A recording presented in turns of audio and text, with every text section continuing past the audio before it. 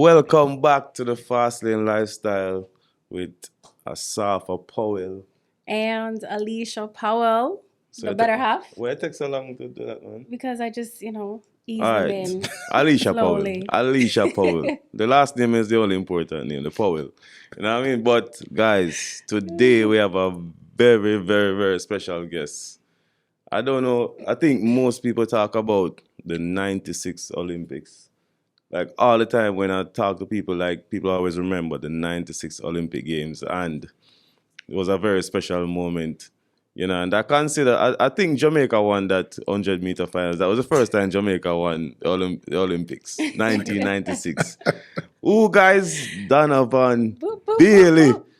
Big up Donovan Bailey. Hey, man, thanks for having me, man. Thanks for having me. This Much is great. respect, man. Yeah. People been asking for you. Yeah. Oh, yeah? So we had to get you on the platform, you know what I mean?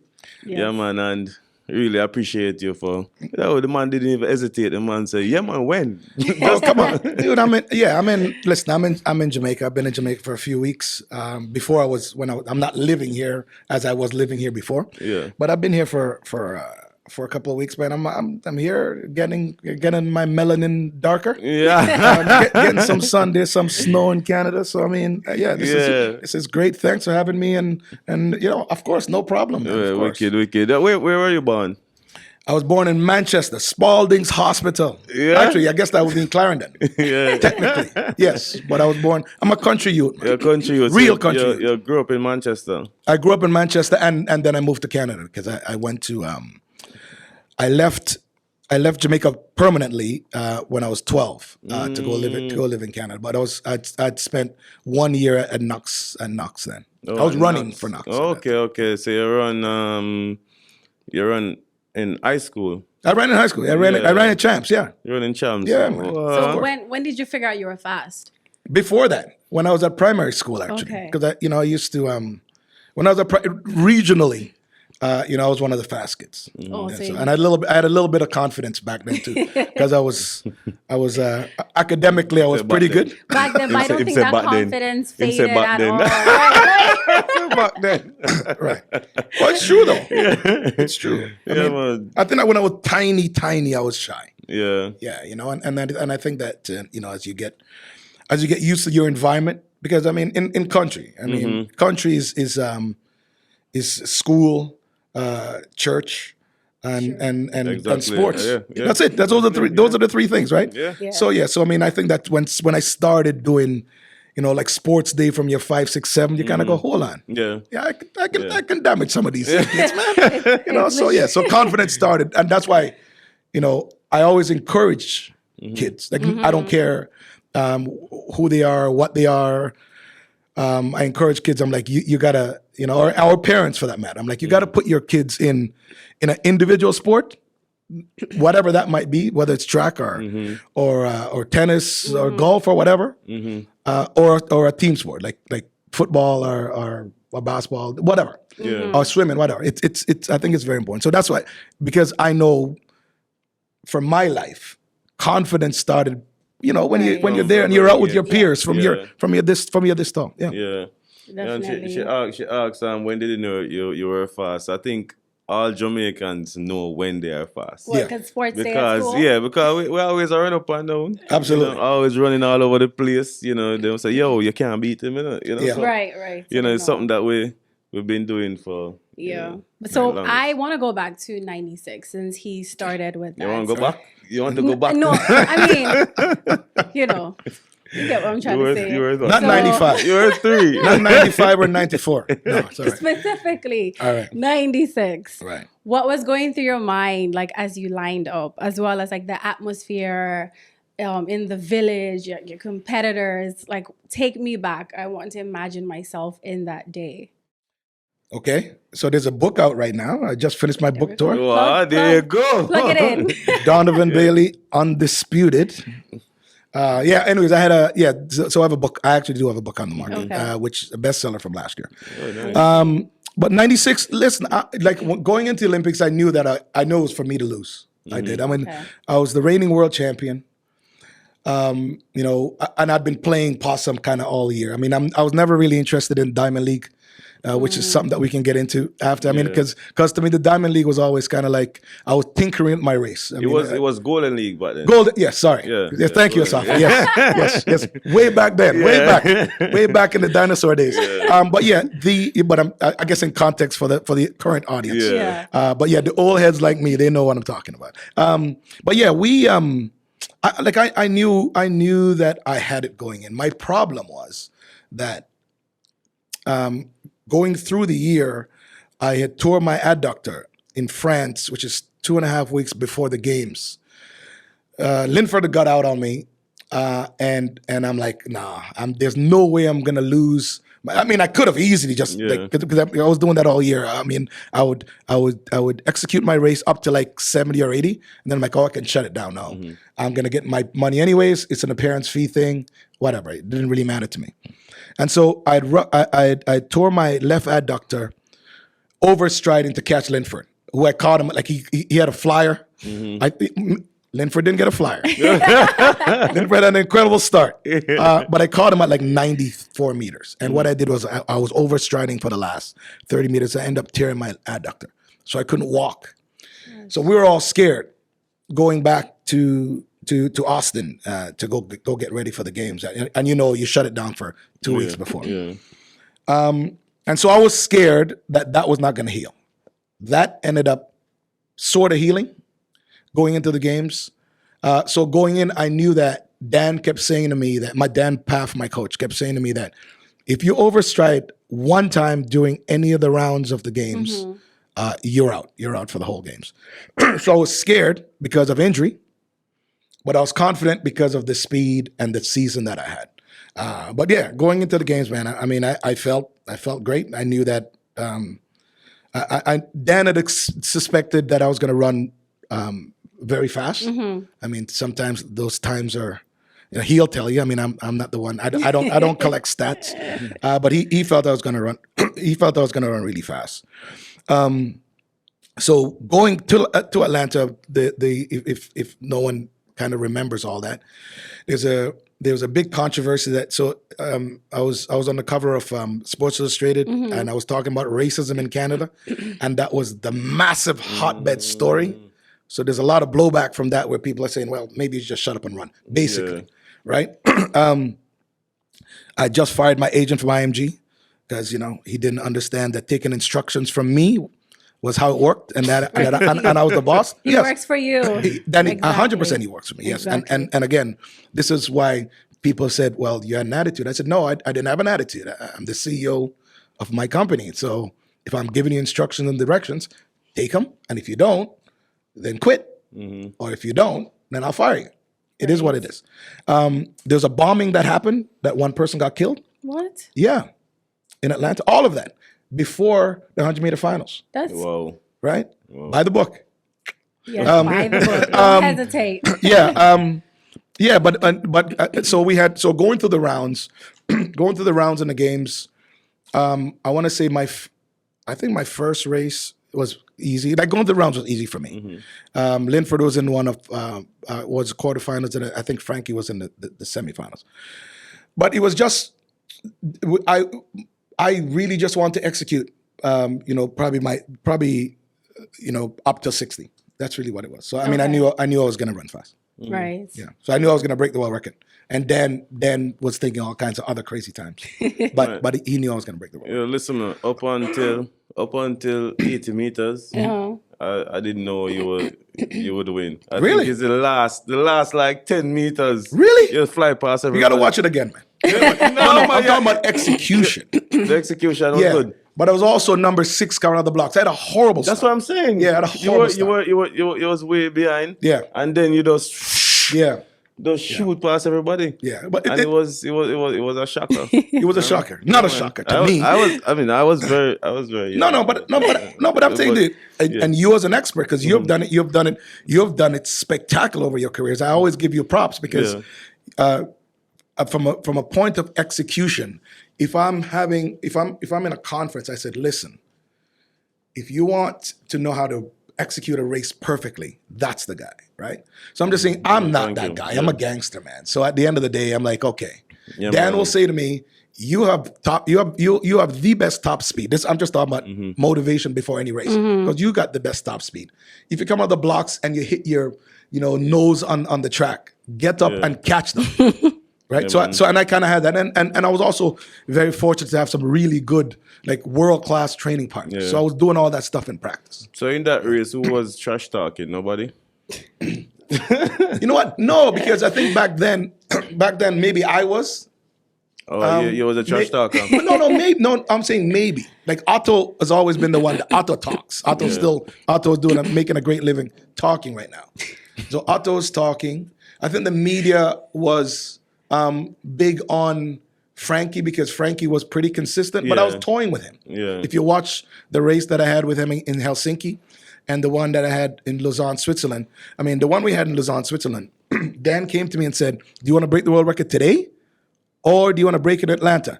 I said, no, boss, Atlanta. He goes, okay, so what are you going to do at 80? I said, I'm going to look at him. I'm going to take my foot off the pedal. Watch it. Lausanne, Switzerland, I need to watch 1996. Yeah, and that's what I did. I executed, pulled up. I'm like, all right, we're good, man. We're good. Message sent. So we weren't, but I think there was media and I think trash talk maybe was a little different than it is now.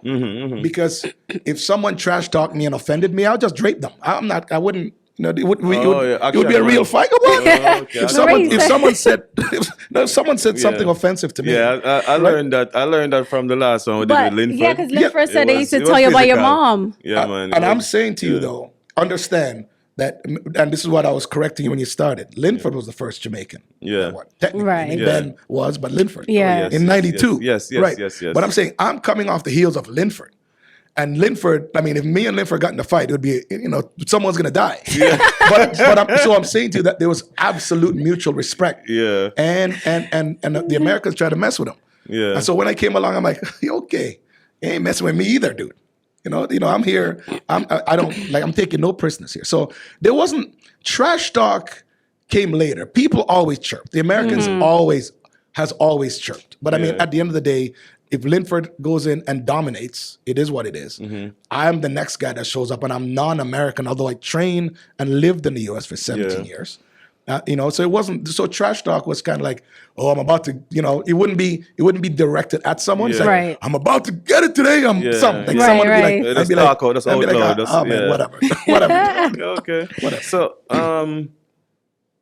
when we spoke to Linford, he mentioned that he learned to run in the UK. Right. But you pretty much learned to run in Jamaica. So was it a question like, did you ever wanted to compete for Jamaica or anything like that? Well, two things. I think I learned to run in Jamaica, but I actually learned how speed works and how technical it is when I moved. Actually, it's not even when I moved to Canada. It's when I moved to go and train with Dan at LSU. So I learned, I understood like kind of how the body works. I understood, shin angles. I understood like vertebrae. The science of it. Yes, I understood all the biomechanics of it. So yes, of course I learned to run in Jamaica because you run. Right. You run in Jamaica. Yeah. But then technically, and working out the nuances of how it is to get as fast as you can on a straight line. Yeah, Dan did that. Dan did that for sure. And to your second question, I almost ran for Jamaica. Really? Yeah, absolutely. I was having problems with the Canadian Olympic people in 1994 when I started training full time. And at that time, I was ranked number 5 in the world, and or number 3 or number 5, whatever. I was ranked top 5 in the world. And they did. I got sick at our Commonwealth trials in Victoria, and they didn't put me on the team because I didn't have international experience. So I petitioned them to sign off so I could come and run for Jamaica in 1994. And then I would have joined Michael Green and them guys. Michael Green, Raymond Stewart at the time. I think Raymond was, getting at the twilight of his career, and a couple other really good guys. But yeah, John Muir. But yeah, I almost did. I almost did. Almost, man. Almost, Oh, almost. almost. Yeah, almost. nice, Almost nice. did. So Yes, you- I came to run, is it 99? Yeah, 94? Dude, when I came and I ran Mutual Life games, yes, back them days. Yo, mutual life. I ran Mutual Life games and no, it was probably, Whoa. that's kind of like real homecoming for me. Yeah. Right. Yeah. Oh. So you said something about not liking to run for, I guess, Golden League or Diamond League. Why is that? Elaborate. No, I'm just, no, it's not liking. Right. I think that my focus every year. So again, if you follow golf, I think of the Masters, right?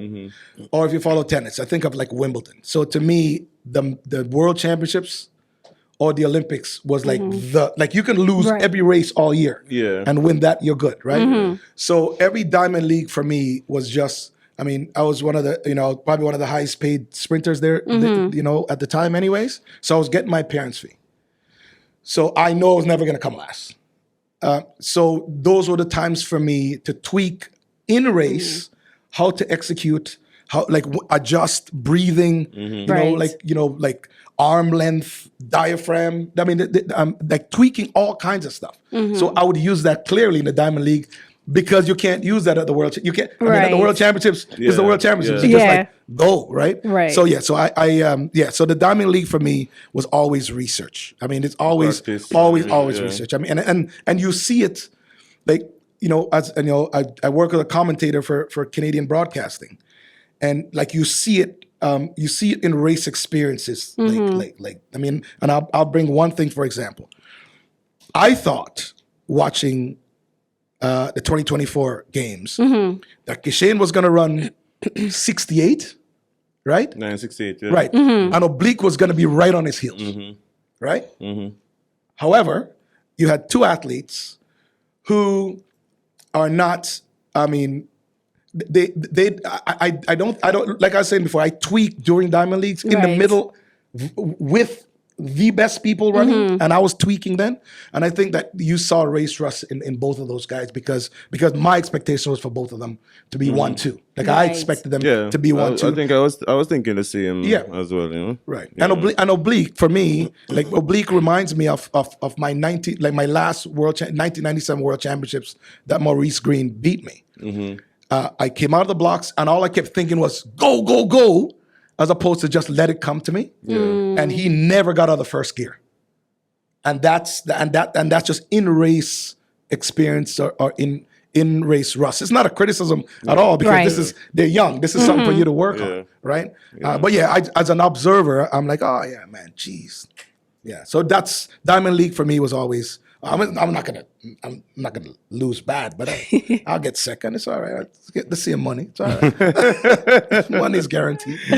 Oh gosh. So advancement in technology, in shoes to training techniques, how do you feel it's changed the sport of sprinting? It's changing every way. There are more people now. I mean, like it's incredible now that you have high school athletes running 9.9. Right. It's changing everywhere. And then, when I look at, for me, I'm a power guy, right? I'm like just under 6'2", I'm 220 pounds. When I was competing, I was like 210. I wasn't there's parts of my race that was technically sound. Like when I got the top speed, I was absolutely technically sound, which made it easier for me to gap people and for me to pass them. But I wouldn't, but I mean, I wouldn't be shocked if someone like yourself, who is technically sound from coming out of the blocks, how incredible it would be today, man. You have a carbon fiber shoes that's pushing you down the track. And then when you're bouncing and then when you're standing tall, it is elongating your gait. Are you kidding me? Plus the track technology. I can't even understand how fast, like the guys who actually did it with just a plastic shoes with some nails in it. Right. Yeah. Because that's what I was wearing. Exactly. My shoe I did on CBC this year. I pulled a pair of the 1996 shoe, and basically you have the shoe and you're turning it like this. This is like you turn it's really just a piece of plastic with nails on it, and then the carbon fiber shoe. I'm like, look at this thing, man. Yeah, that thing's gonna push you down, especially when you have that kind of torque coming out of the blocks, and you're technically sound. Man, I think the answer to your question, I guess, would be it's incredible. The athletes are really spoiled right now. There's a ton of them that's doing really well. You can see that there's probably a lot of injuries happening because they are not prepared enough, or they're not doing enough work. Maybe off the track, on the grass, out of the shoe, like kind of like small tendon strengthening. There's a lot of that. A lot of them are getting hurt because they're going, no, I'm going to train really hard, or I'm going to train and then I'm going to get the shoe, and the shoe is going to save me. I mean, as opposed to us, as opposed to me and you later on, because I'm sure the technology wasn't that far removed from me to you. Because not to really. Not to compare the athletes nowadays because I mean, if I should compare, I always wonder what these guys would do before me. So I never really compare. I just look at the technology, and I always said to myself, because I remember 2004, Nike tried to come out with this spikes, which would be legal today, but it was illegal back in the day, and I always look at it and I say, imagine if Donovan Bailey could really start like I used to start. Imagine all these guys, if they could execute that way, like the first half of their race, how fast they would have been. I always look back and look at things like that, and I always look at the kid, the ones nowadays, and they're spoiled, but we can't really compare the generations, because if you start comparing, then these guys are going to be. But you know what's funny? I never do though, and that's part of never compare. I'm very certain, right, that you have the same question. You get the same questions that I do, which is, "Come on, Asafa, come on, seriously, man. What do you think you learn right now? What do you think you do, man? That's not how it is." So for me, it's always been an incredible respect and appreciation for the people that did it, for the people that did it after me, and for the kids today. I'm just saying, for me, I'm just going to impart the knowledge that I have and the experience that I have to kind of go, man, listen. If I can help you, here's what I did. Obviously, things have changed. I mean, diets probably haven't. Like weight training has, because we trained hard. Like we trained for hours. I mean, and it's different now. People are trying to. I know that the kids now are trying to get like a solid 10, 15-year career. And back then you just train and kind of see how it go.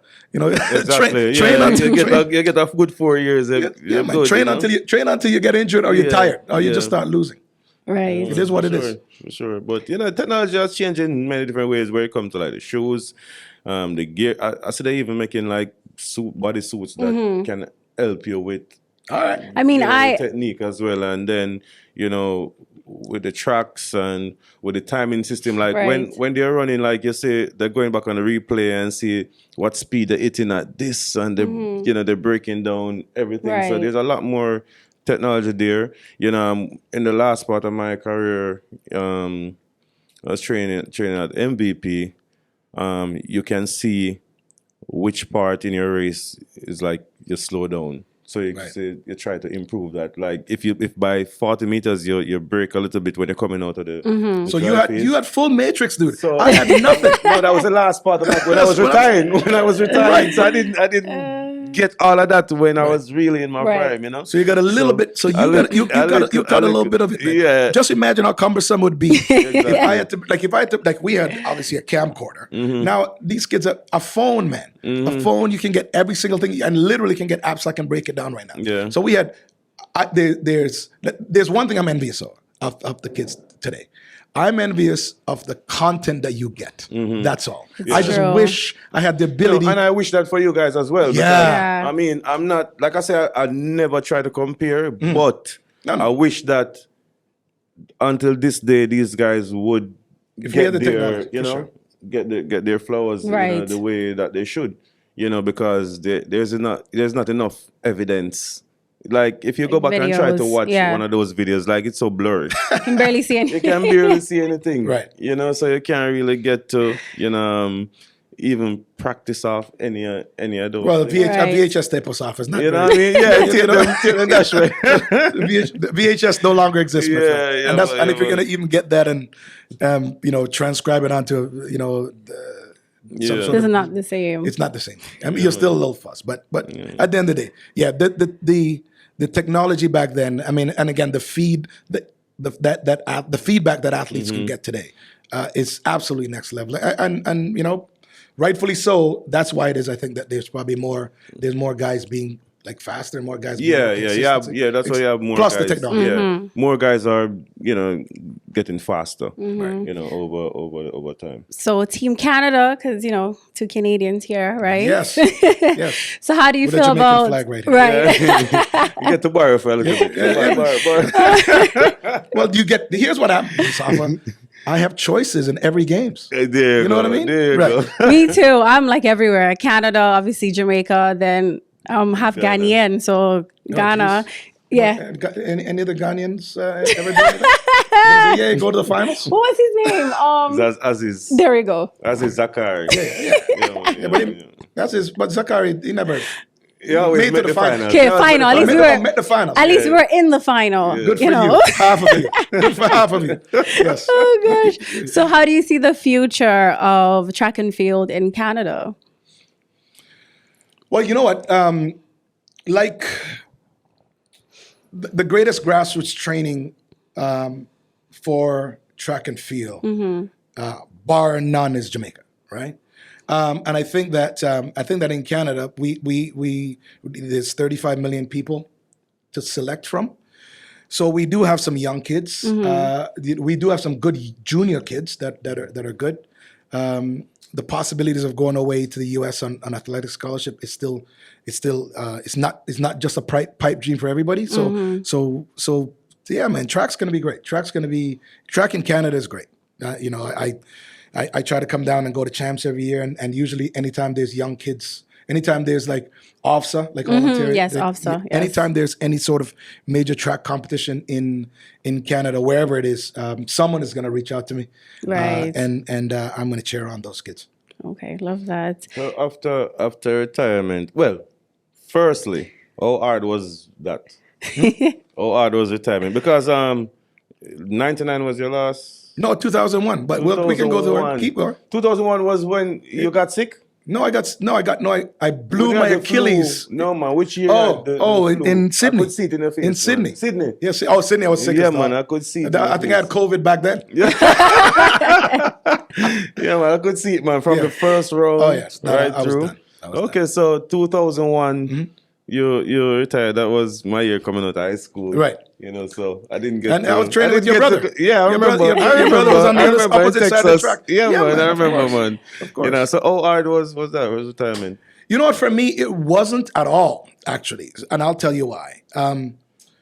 It's funny that I'm sitting in this seat right now, but from 1994 till 1998, I did every single thing anybody in track and field could do.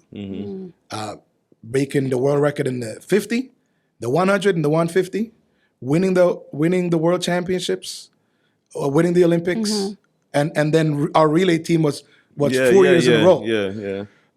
So as far as competition goes, I think that when you're competing at the highest level, there's a thing called adrenaline. It's a drug, man, and you get addicted to it. You know it.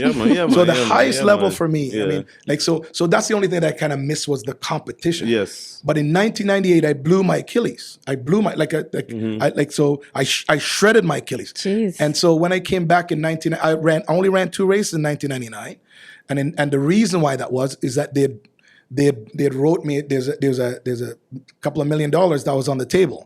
And that was just for me to make sure that my contract, I kept my contract. I kept my contract with, we were hosting the Pan Am Games, and they'd pay me a ton of dough to compete, and to be the face of the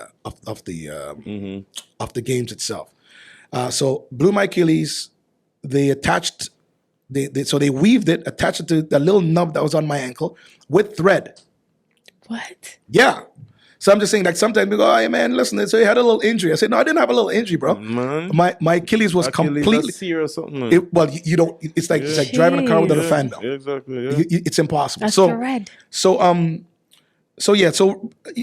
coming back was tough. But in 1998, 1999, I really wanted to retire at the Olympic Games, and so my goal was not necessarily to go and, of course, I mean, I'm going to go in there to lose, and my goal is to go in and try to repeat and then retire, because it was just hard for therapy, like to walk, to train on it every single day.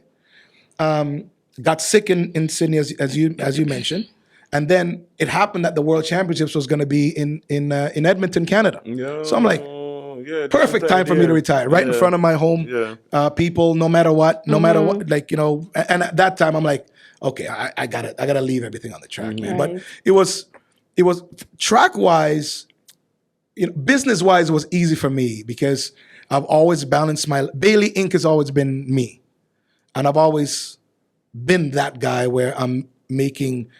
It was never a sponsorship for me; it was partnerships. And unlike, it's the same like today. So the transition from business was quite seamless. But on the track, the training, I didn't miss the training, but man, the competition. The competition missing, man. The adrenaline rush. The competition, that's just another world. And that's a drug that you can't. I'm in business. I'm speaking to or write a book, do all this, own a bunch of businesses, traveling, doing all this stuff. I'm like, no.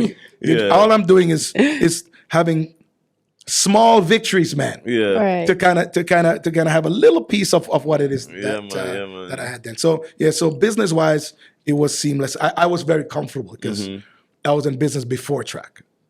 But yeah, the adrenaline of competition, definitely I missed that. Okay, nice. So any advice to the younger athletes in terms of like how to prepare for retirement? One piece of advice to them. Well, the number one thing I'll say is that your network is your net worth. So if you're hanging around with a bag of idiots, you're just going to be another idiot, man. Right. And if you're going to spend your time, every time, if you get a little bit of money, if you're going to spend your time trying to impress broke people, then you're going to be joining them really soon. So Right. so at the end of the day, I think for a lot of the kids now, one, when you sign your first contract, it's the incentive to go work harder. This is not the time to take your foot off the gas, right? And get comfortable. Exactly, and get comfortable. And that's the time that, like, if you're an aspiring business person, if you want to invest in real estate, if you want to buy a house, whatever, if you want to own a restaurant, those are the times that you reach out, especially today when you can reach out across the social media. Easy. Think about how small the world is right now. Easy. Anybody that you want to mentor you just have to reach out. And if that person say no, say, all right, next man, right? So I always tell the kids now that whatever it is that you want to do, whatever you're trying to achieve, just reach out to somebody, man. Right. Reach out to someone, and if you want to be a journalist, go do interviews, start your own Right. podcast, Yes. like do stuff, like just do things, and if it's not for you, You'll you'll find learn. out quick. Exactly. So in terms of your injuries, how did you handle that, like mentally as an athlete? Well, the hardest thing for my Achilles, was the easiest thing in the world that you get used to as an athlete is to know that you can depend on your body. Like when you get out of the blocks and you like we talk about, my terrible start at the Olympic Games. I knew that no matter what, if I just relaxed and I executed, I'm going to be fine. Right. But I think that when I ruptured my Achilles and then, they had to cut it and attach it and then put it back together. And obviously, all the nerve endings have been cut now. There's been some violation in the natural form of your body. So I think that speaking of that, so Dan had we had our camcorder, and so he would go through when my diaphragm would drop, and I could feel it. Yeah. So one side of my body was firing, right, as it normally would, and then the other side, because of the Achilles, I'd be firing, and then my foot would drop, and it would be one stride in the whole race, and so that was also going to cause some major injuries if I'd continue. But handling injuries, man, listen, I think that as an athlete, you have to have this attitude of invincibility. So the first thought is that I'm not going to get injured. You can't think of Right. injury is not a thought. It's kind of like, it's kind of like getting in a car and driving it down the street, assuming you're going to get in an accident. Right. Right. So it's just like, I need to get over there. So injuries were tough. Injuries were tough, but for me, it was a mindset that you have to push it off to the side, because for me, showing up at track or showing up at practice, the goal was, whatever, move the clock wherever the clock was, to move the clock. So it was something that I learned very quickly not to think about. And also, Dr. Mark Lindsay is the best. I mean, and I'm going to say he's the best soft tissue specialist in the world. So I had the best person taking care of my body. It's amazing. Okay, that's good. I have to ask about rivalry. How did it start? I need the 150 shot. I need to know how between you and Johnson, Michael Johnson. How? Right. And I said, no, we need to go there. We need to go. How did it all start? And how did we get to the 150 race? So it's 3 questions in one. And when you crossed the finish line and you seen what happened, what was your reaction? And how did you feel? Okay. So I have to go in chronological order. That still going on until today. So me here. I'm not part of it. Listen, I'm not. I'm sitting in the stands. There's no rivalry. There's no rivalry then or now. Even worse than even. Yeah. Like not at all.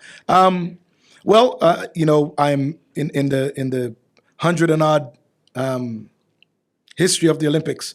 I've been the only one to break the world record, and to not be the fastest man in the world. Yes. So this rivalry started. Who was saying this? Michael said that. I mean, I think NBC said that first, and then Michael just bought into the idea, and he's still to this day, like, because I know that I represent terrible days at his office, terrible days, right? I mean, every time he stepped up, I've knocked him down, right? And well, it's just facts. I mean, It is what it is, right? Like Michael and I ran for the first time against each other in 1994 in Duisburg, Germany. He was trying to step down, and I think I think that he was doing a couple of runs, because sometimes you're at a small competition, and Dan would be, and my coach would be like, dude, this is a day that you run 3 or 4 runs, right? So do a couple of runs, like do. So Michael stepped down to run the 100. I just remembered running. They were preliminaries, and I wanted to run a preliminary because I just come off the plane. And then I was on the track, and then my agent said to me, "Oh, Michael Johnson's going to run the 100 finals." I said, "But he's not running the heats. He's not running like like a woman. I mean, obviously the people were there to see the fastest guys run." And I'm like, he's sitting in the stands, like watching us run now. I'm like, all right. So I won my heat, finals came, and I murdered them. That's that, right? I mean, I won by a mile. I ran the first time. I think I ran 0-3 into a negative win, and second place was like 10-20. So that was the birth of. Well, I don't know. That's not a birth of a rivalry. It was the first time. Mrs. Powell. It's not it's a rivalry. It's a like, again, I appreciate to see speaking of rivalries, your husband, Justin, Tyson Gay, that's a rivalry, because on any given day, right? Someone, it's raining, somebody have a bad sleep, rest, a little twinge on the hamstring, you can. Come on, man. No, so running 100, it was never. Michael's a 10-1 guy at his greatest day. Yeah, and again, he is one of the best speed endurance athletes to ever walk the face of the earth. World record in the 200, world record in the 400. No chance can he be in the 100. Zero chance at any time in his career ever. But yeah, there was no rivalry. What the 150 did actually. Was an incredible fiscal, cash fall for me. Right. I think it was Bob Costas has said that Michael was the fastest guy. It was America also. I think that you you're hosting the Olympic Games. Mm-hmm. I get off the plane from Texas. I come break a world record. Right? Take all the air out of the stadium. Mm-hmm. I did, Yeah. right? They have to build up Michael. Yeah, I mean, Right. so I understand. from a business perspective and from a Definitely. media perspective, Yeah. of course, and that's what I know that. I'm saying facts are facts. Yeah. I am way better, but you have to build up the hometown star. And then the week later, man, the relay, there was all kinds of media around the relay that they were gonna. I think that the coach went on and said, you might as well you put in the bag. No one like we're gonna take gold. And I'm like, what? Oh. So you know yeah, deal it. So anyway, so I'm just saying the rivalry wasn't so much as people think Okay. it was. I mean, I tell you what's really good, or what came out of that. The 150 was the first 1 versus 1 event, champion versus champion. Michael and I were the two biggest stars in the sprints in track and field. The 150 also was. I've never trained that hard for anything before. There was 50,000 people in the stadium waiting, but it wasn't waiting for us. But it wasn't just us. Yes, we were the main event. But I'd mentioned earlier when I just sat down, we had the best of the best in women's long jump, hurdles, pole vault. I don't remember the other. There was a concert. Oh, so there are other events. Yeah, absolutely. So kind of like what's It's an going on event, now. and that's what I was saying to you that with what Michael's trying to do with Grand Slam, Something similar to right? Okay. No, not Ethos is like that though. With Yes. Serena's husband Alex, Yes. because it's an event. It was 2 hours. And it was concert. We had a concert. We had VIP. We had Nice, like nice. I mean, the stars come on in the limo. And that's content. We were doing all of that in 1997. But the thing is, though, we owned it, and that pissed off the IOC and the IWF. We owned it, right? I owned it. And so for me, it was the business side of track. And clearly, you don't want the governing bodies they don't want people tapping into wealth because I'm very certain that you don't know this. How much money? They always talk about the media contract for the NBA or the NFL, and that can allow them to pay a star $400 or $500 million. Exactly. Yeah. Right? I mean, think about how many stadiums, how many butts you put in the stands around the globe. Think about how many stands that goes Bolt back. has filled across. Like, imagine if that's the case. So I'm just saying to you that from a business perspective, sometimes I'm the most dangerous person to put in front of a mic and to ask these questions, because I've always wanted to tap into the business side of sport, because I've always seen myself just as that, and I managed Bailey Incorporated. That's what I was doing. It was a branding company. It was a content company. That's our name, image, and likeness back then. Yeah. Right. So I guess I digress. The rivalry thing. What for me? What I get out of, like, for me today, what I get out of it is that it was the first foray into us going off and expanding track and field. Still creating something really cool, right? And people have tried to do it. I mean, obviously we have the Diamond League now, and as well as the championships, but a true entertainment company hasn't done it. So that's why I like Ethos. Ethos is Ethos. I mean, and Michael hasn't. I don't know exactly what's going to happen with that. Obviously, raise some dough. I mean, I'll definitely be part of any of those, and I'll help on a board of advisors or something. But yeah, I mean, for me, the takeaway from the 150 itself was not a rivalry, because there's never going to be one. Yeah. And for me at that time, in the shape that I was in, no one was going to beat me. Confidence through the roof. Absolutely. There's zero chance, man. I'm just saying to you that, like, I could jog the first 50. Yeah. Right. Well, which you did. Yes. So- jog off the car. So I was gonna pedal back on what you were saying in terms of like federation, but surface level. So when we're at the Olympics, we were seeing that a lot of like your track legends couldn't even get access onto, so why is track the only sport that that literally doesn't involve their legends? The problem that we have is slavery mentality. The problem that we have is ego check. And again, I'm going to give props to your husband. I love the fact that him and Tyson and Justin can sit down and have a conversation. When you look at, and I address other sports, when you look at like golf, Right. when you win a Masters, right?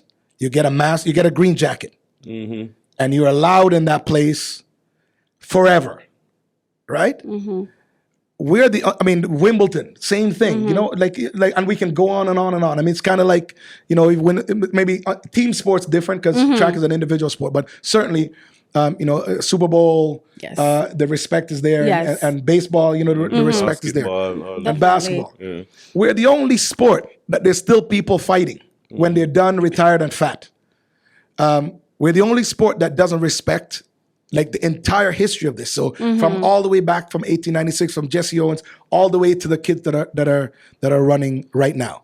We're the only sport that have former champions, which is the crazy. dumbest thing that Yeah. you can say, right? And that's what I'm saying to you, that when you are, if you're a Masters champion in golf, that's what you are, right?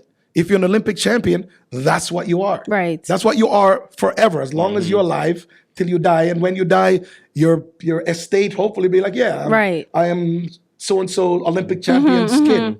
Right. So I'm saying to you that there's disparity. There are people that are still, there's people that are that still need an ego check or an ego boost.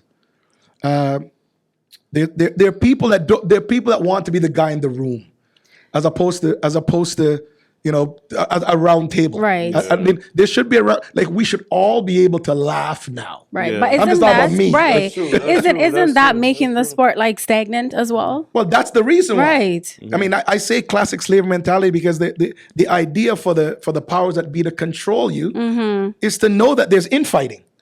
It's to know that there's no unity. It's to know that, D's not talking to that guy, Asafa's not talking to that person, Yeah, yeah. and they kind of go, "Oh, dude, we don't have to do anything. We don't have to do anything. There's no unity. They can't form like any sort of thing to change Yeah. payment, Yeah. It's sad. to change contracts, to change media. There's nothing. I mean, and that's why I'm saying it's the classic slavery mentality that still exists. It's the colonialistic attitude, for those people standing on the outside, Right. because they don't have to do anything, because Yeah. we're doing it all ourselves, and that's why it is. I'm a person. I'm confident in my ability. If I lost the race, I lost the race.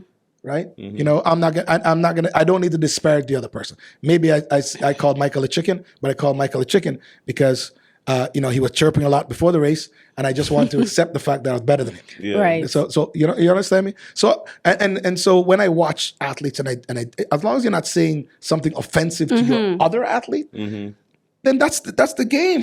I love that. I love to see that. But you gotta chirp. Yeah, because it's Yeah. exciting. Then I actually want to see the race. Like, If there's no offense, if you don't have a personal attack on someone Right. and their family, that's what you're supposed to do. You know what I mean? Like, it's kind of like, yo, Bridge, you ready? Yeah. God, boy, if you're ready now, Yeah. it's gonna be a Put rough on- day today, right? And so yeah. Now there's a little bit of that. Now there's a little bit of that Yes. starting to happen again. Yes. But there's still people almost trying to control that. I mean, Yeah. I like Tobago. I love him. I think that is future track and field. I mean, Noah Lyles, he says a lot, Yeah. but he's also delivering. yes. So you cannot say anything about Right. it. Yeah. You can't say Exactly. anything about it. Tobago is, I like how his subtle way of doing things when he Right. runs. Yeah, but unity in track and field is what's killing the sport. Ego checks. People still people still have rivalries that we're rivalries. We need to get over it. Never existed. Yeah, Never yeah. existed, which is kind of silly. I mean, you're done competing now, so it's time for you to form a union and everybody just come together Yeah. and mean- make things happen. So it seems like that's not going to change anytime soon. Who's with who?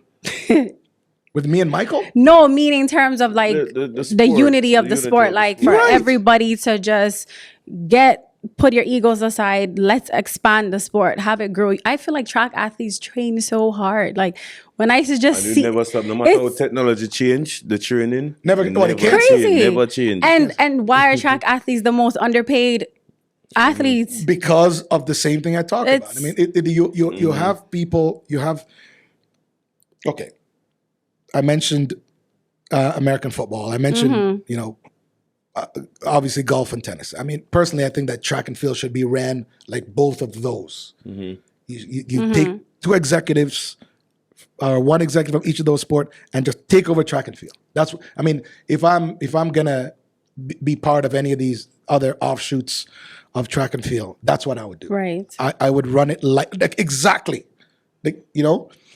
because people are still saying disparaging things about other people, and you retire.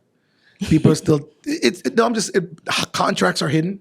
All of somebody here's what sometimes people don't understand, and Safa, you know this. Sometimes the average person out there is watching track and field, and you're watching, and you're watching. Oh, let's go with this. Let's go with 100. You have 200-meter man in another room, right? And sometimes you don't really understand that there's 8 guys that's lined up, and first place could be X number of dollars. Do you actually understand that second place might be $20 million less?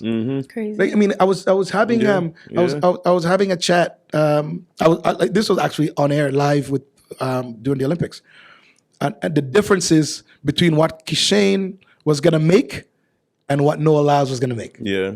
The differences, and the difference could be $20 million US, and you won by 2 hair root, literally, like a fingernail, right? Right. But I mean, that being said, there needs to be transparency in contracts. IOC, the IOC is a for-profit business. They have a contract. We don't know what the contract's worth. Right. And plus, what is that worth for the kid who the fans are coming to watch?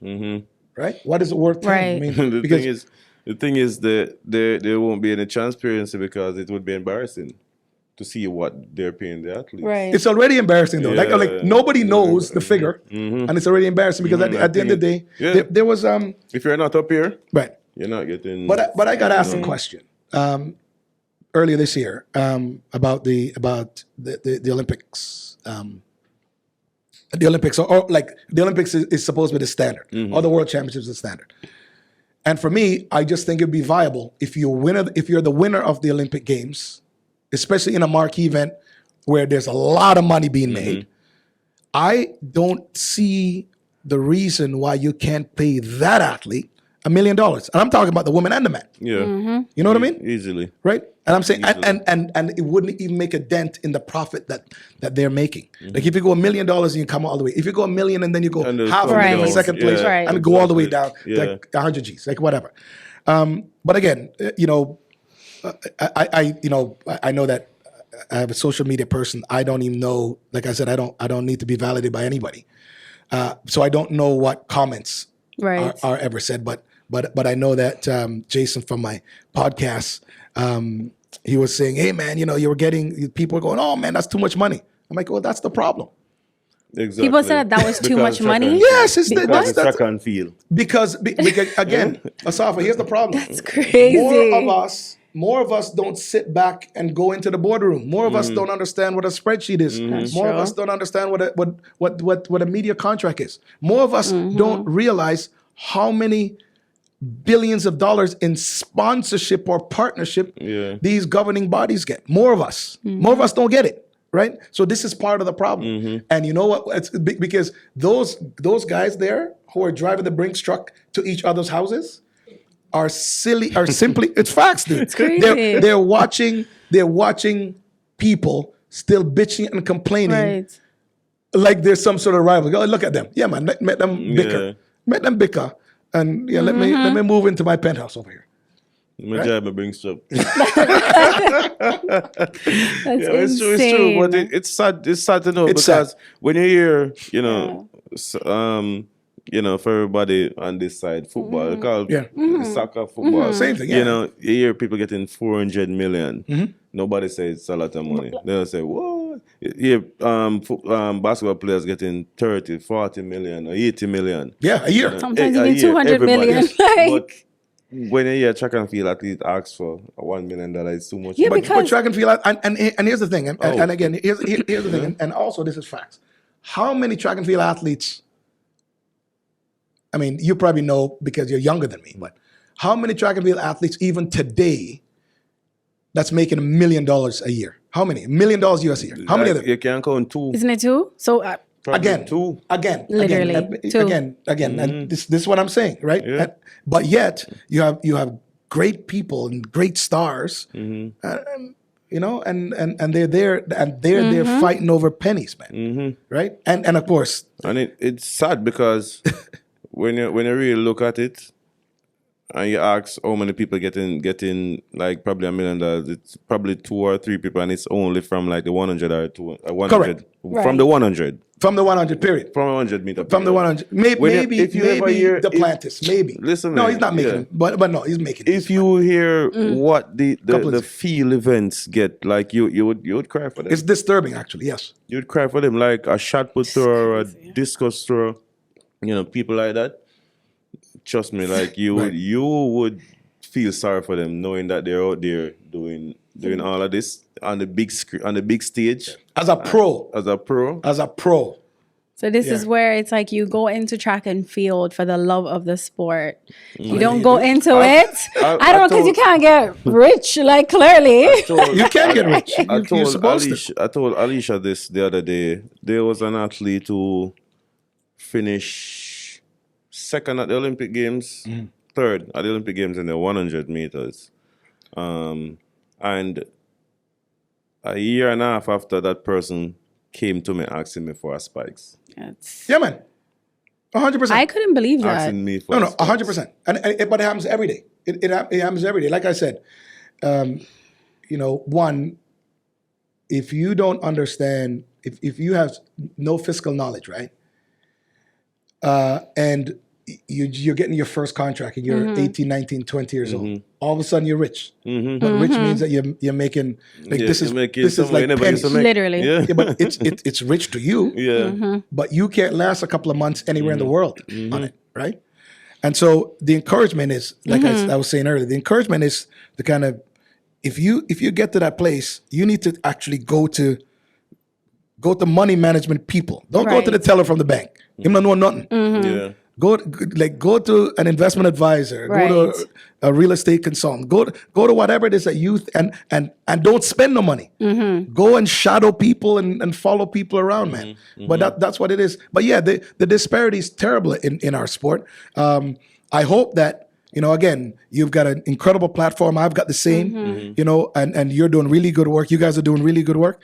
I just kind of hope that maybe all of us Right. can kind of get the word out there that, Yes. hey, man, maybe we should all get together from anyone, if you, from the oldest living Yeah, man, for sure, person for Yes. sure. to the kids today. Yes. Get together, unite, understand what we're trying to do. The professionalism of it is very necessary. Yes. You know, and we have to do that. I mean, I always give props to Carl Lewis, because if not for Carl Lewis, I wouldn't have got paid the money that I did, and you probably wouldn't have got paid the money either. He was the first guy that said, "Hold on, what do you mean? Right. You want me to come here and you want me to do all these things, and you're firing me off a couple of bucks? No chance. I'm not going to So do that." that's why I don't agree with people when they're saying Noah Lyles is doing too much, because he's trying to elevate the sport. Right. You know what I mean? People are talking about him. That he's trying to do too much. Yeah, a lot of people say, you know, he Talk talks too much and this, I mean, yeah. That don't mean anything. you know what I mean? So I don't agree with people when they say stuff like that, you know, because he's doing what we're trying to from in the background, you know, we've retired. Well, you've been we're there. trying Right. to You've been on we're the trying stage. to, you know, make some noise, you know, off the track.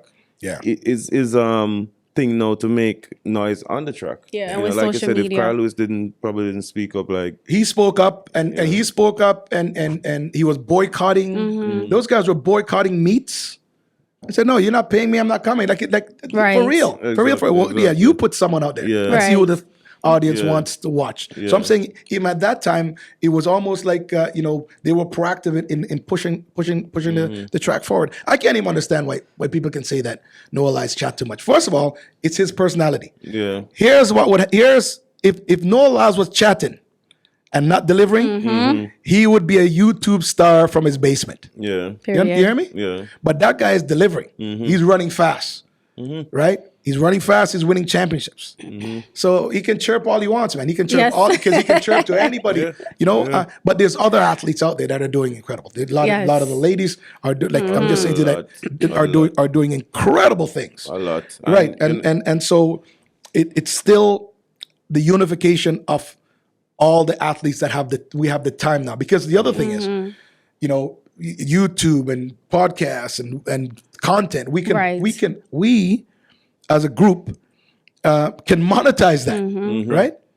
Yes. Plus helping, Yeah. you know, exactly, and also show this as a route that that some of these athletes that are on the track today say, hey man, listen. And I was saying earlier, if you want to be a journalist when you're done, if you want to go work in the TV booth, yeah man, go and follow somebody. Exactly. When you're doing an interview, do the interview. Right. And when you're done, say, yo, listen, you know, you're pretty good enough, so give me your number, or let me come into the TV station and just shadow you for a day. It's the same thing in business.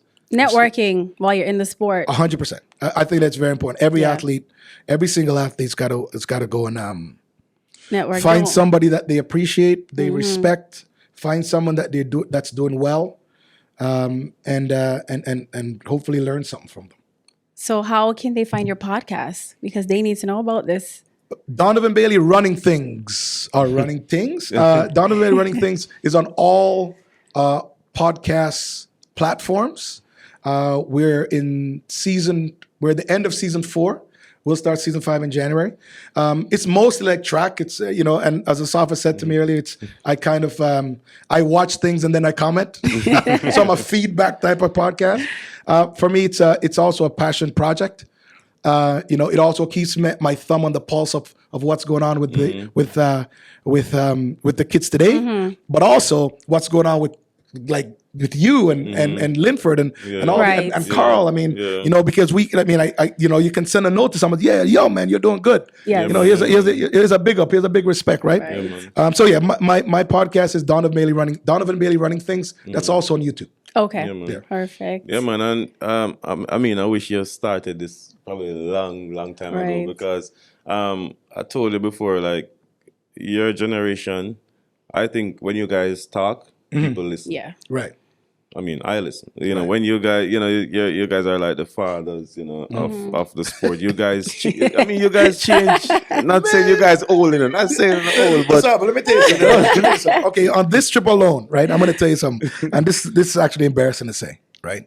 And it's this trip alone because for me, I fancy myself as a young man, right? Yeah. I fancy myself as a young man, and twice in this trip, 2 men call me elder. I'm like, it's a Jamaican thing, man. No. But understand, I know what it is. Yeah, And I'm telling you, yeah. like, I fancy myself as a young guy. Yeah. You know what I mean? Yeah, like man. I'm in decent shape, and Yeah, all man, right. yeah, man, man. And I remember I looking at one of the worker youth, and I said, really, man? And I go, yeah, man, you're elder, man, elder. And I said, Humbling, all right. very humbling. Yeah. I have to accept it. What am I going to say? But you work out? No, I haven't worked. I haven't worked out the way I want to work out. So I play basketball. I play basketball once a week in Canada when I'm not traveling, and when I play golf, at times I walk, and that's why I was telling Leighton Levy the other day. I'm like, if I was here, man, I see Asafa working out, man. I'd be like, yo, come, man, I'll jump in a workout. Because it's just because to me it's second nature to do all the things that you're doing. So for me, I'd probably be hurting for the first week. Or 2 or whatever. But you look great. And then, thank you. One of the things to, not to change everything, but one of the things, within the federation, I think we need the champions to be in the federation. Right. But they're right. I mean, we touched on it earlier. Yes. Okay, so I'm saying to you though, Asafa, that you're correct, but there has to be a respect given. I'm saying to you that if you're having the Olympic Games and the Olympic champions aren't in the front row, there's a problem. That's why we need the champions running the federation. Well, because there won't be any jealousy or any malice. Because there would be. I'll tell you about that.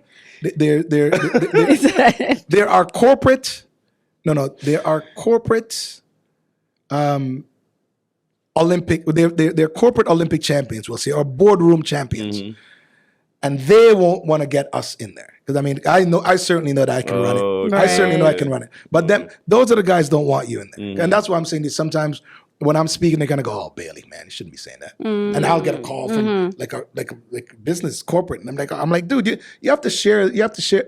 There's enough cash for every single person out there, man. I mean, you know, but they know. I mean, the infrastructure now of track is that you have corporate people running businesses, and they're collecting hundreds of millions of dollars off, and they know that the kids today are making a couple of pennies.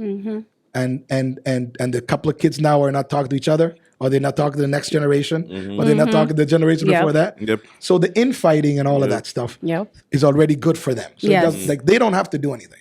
But you're correct. I mean, if you know, I talk about tennis and golf. If there's no tennis player that's won Wimbledon or the Australian Open or a World Champion, whatever, that wouldn't be given a first class plane ticket to an event, to one of those big events, especially the ones that they've won, and they march them in, they do a press conference with them, you feed them, you put them in a hotel, and you're right at the front row. Now imagine if you did that for the champions at the Olympic Games and the World Championships. That's how you build, because no matter what, I'm still very blessed, and I'm sure you're the same, I'm still very blessed that any country I land in the world, man, someone's gonna go, oh, is that you? Right? So there's still people out there. There's still fans out there. It still doesn't matter, no matter what. And there are track fans like that. There's track fans now. I mean, that in the 70s, 80s, 90s, as long as they're alive, if there's a competition, they're going to find their way there. So we're always going to have fans as long as we live. Especially now that you can pull it up on YouTube. That's what I was going to say, because before, when the athletes retire, everybody's like, where are they? Where are they now? Yeah, because even in the comment section, people were saying that I thought, you know, just the athlete didn't want to be at the Olympics on purpose. Because when we had the conversation, I didn't want to be Olympics this year because because when I'm working, like if I'm working in studio, I just prefer no distractions. Right. And plus, I know that's different. Yeah. And so I didn't want to be in Paris during the games. Plus, I mean, I'm a big foodie. So I would want to be going out to restaurants and eat and drinking some good wine. So I know that you can't do that during the games when there's 8-10 million people walking around, man. Remember, imagine if you guys did what you did. Right, the three of you sat down in a public restaurant in the middle of Paris. Man, I'm rush, man. You wouldn't even get to leave. Need security. Yeah, man. You need layers of security. Security. But that's the type of thing that, you know, we're talking about. You know, just use your imagination. Imagine having all the athletes like in the stadium, and like the current athletes, you know, actually running and seeing all of that stuff. And I mean, it means a lot. You know, I've seen athletes walk up to me and really, you know, show their respect, and it made me think a lot. You know, that I've done a lot. You know, people. You've contributed 100%. Yeah, because I think at one point in time for him, he was saying like more at the Olympics, like, oh, maybe because, you know, I didn't win at the Olympics, so that's why they're treating me like this. But then when he starts talking to everybody, they all are singing the same song. Right. Yeah, so sometimes it kind of gives you self-doubt in a sense. Like you think, did I not do enough? Was I not impactful? He's Olympic champion. You know? Olympic champion. Really, what are you talking about? But maybe not individually, whatever. You know what I mean? Yeah, but he's hard on himself that way in terms of You're always going to be listen. I encourage every single CEO in the world to hire a track man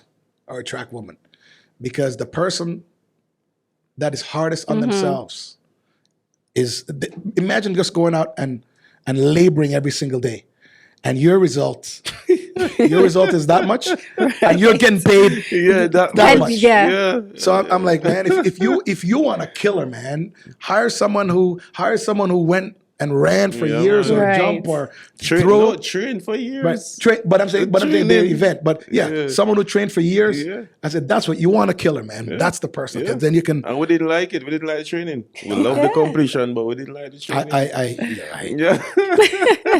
I'm hurting right now. Think of it. So, fun question: if you were in today's, like, you could create your own race, right? And we'll go back in time. You're Donovan Bailey. 1996 Olympics. Pick past or present athlete. Who would you want to run against? Who would you want to be in that lineup? Probably nobody. Why? No. I'm just no. It's probably nobody because I'm just saying to that. As someone who is nostalgic, right? Right. Like and you're talking like if you're just talking about pure racing, then probably everybody that's won. Like you want to be like, oh man, if today I could be my 1996. Forget about times because that's part of the problem in trying to do this. Forget about times. So we throw times out the window. Right. So if I'm at my very best and I feel like I'm at my very best with the greatest equipment and all this stuff and all this stuff, then I would certainly want you to be in there. Like I know you didn't win individually, but you're a world record holder, right? Yeah. I mean, Linford, of course. I mean, Usain, like I'm just saying, there's so many people. Yes. There's so many people. I mean, like Jesse Owens ran on a dirt track in front of Hitler. Right. You know what I mean? So like I'm just talking about pressure. Right. When you're running, think about you're running a that? stadium. But that's what I mean. You know what I mean? Like 80,000 people in Berlin, and there's and Hitler's there, and you've got a black man who was considered part human, dropping licks on everybody. Yeah. You know what I mean? Like I'm just saying. So I'm talking about like how incredibly mentally sound this guy would be. So so if it's race versus race, I think that I would want to be at my very best, and then my first thought would be, all the past champions, of course. Right. Like you'd want to do that, but I mean, I think that when we talk about unity, sometimes people are like, oh, Bridget, no, you can't say that, and that's why I said throw times out the window. Right. Right. I mean, I would want to like. If it was a fantasy race, yes, I just want to be at my very best, and all the other people at their very best, and we line it up, right? That's that'd be fun. And see Make what it fun. happens. Yes. The best way is just to have nobody. You're alone. But you understand? That's what I'm saying. Yeah, that's what I'm saying. Just have it easy. It's nobody. Just run. Nobody is the right answer. Yeah. Nobody's the right answer, of course. Okay. Yeah, man. But you don't have to thank you for joining us. I mean, we could talk forever. It's so easy. Talking to Donovan feels like family. Absolutely. When I said Donovan, I always think of my brother. Absolutely. Yes. And my old training partner from Texas. Yeah, man. Yeah, man. So really have to thank you, and maybe we can go on your platform as well. And dude. Talk more and all that stuff. So. Anytime. We're ready for that. We're a family, unity, as you say, unity. We're trying to make change happen. Yeah, man. So man, I appreciate it, and enjoy your time. Well, you're home, so I'm home. So enjoy your time, and we'll link and for sure. And thank you for sharing the knowledge. And thank you, first of all, thank you for inviting me. And again, I'm commending you on some of the work that you're doing, especially the fact that you can have a platform that you can sit and laugh at yourself and laugh at and with and with your rivals. Yeah. You two are doing great jobs. The Powells, gotta watch it. Thank you very much, man. Thank you. Yeah, man. Like him said, peace out. Don't miss a beat.